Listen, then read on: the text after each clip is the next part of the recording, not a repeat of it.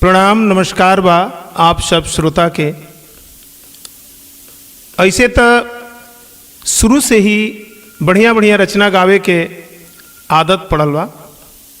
जब भी कोनो अच्छा रचना सामने आवेला तो ओकरा पर काम करे के मन करेला।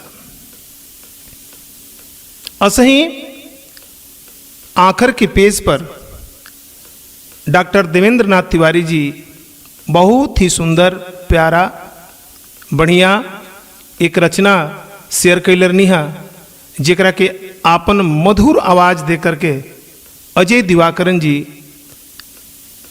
भेजलरनी है। यह रचना के रचनाकार नर्मदेश्वर सहाय जी उन्हें के रचना है और ये रचना हमरा तक पहुँचावे में श्री आशुतोष पाठक जी के बहुत बड़ा हाथ बा और यह रचना के बारे में गवावे में भी वहाँ के बहुत बड़ प्रेरणा बा कि रवागाई। तो हमारे एक छोटा सा प्रयास बा, आप लोग के आशीर्वाद प्यार दुलार जरूर मिली।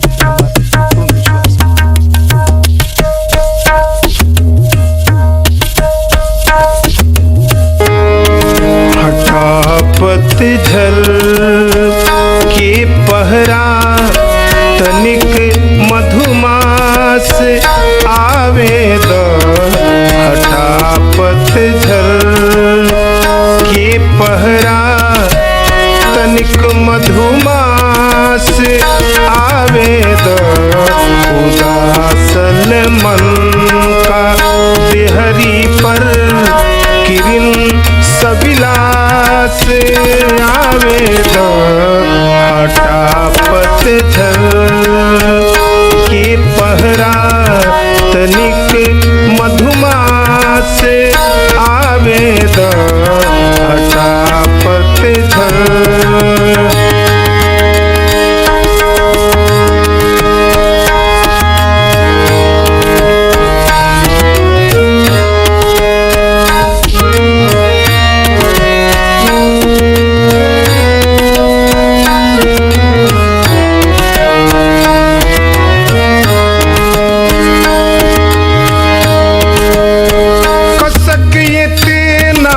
सकी जाता करे जा दर्द ऐसन बा कसक ये नाम सकी जाता करे जा दर्द ऐसन बा जिए के होशी लाले के नया उल्लास आवे द जिए के होश लाले के नया उल्लास आवे द हटा पतझड़ के पहरा तनिक मधुमास आवे द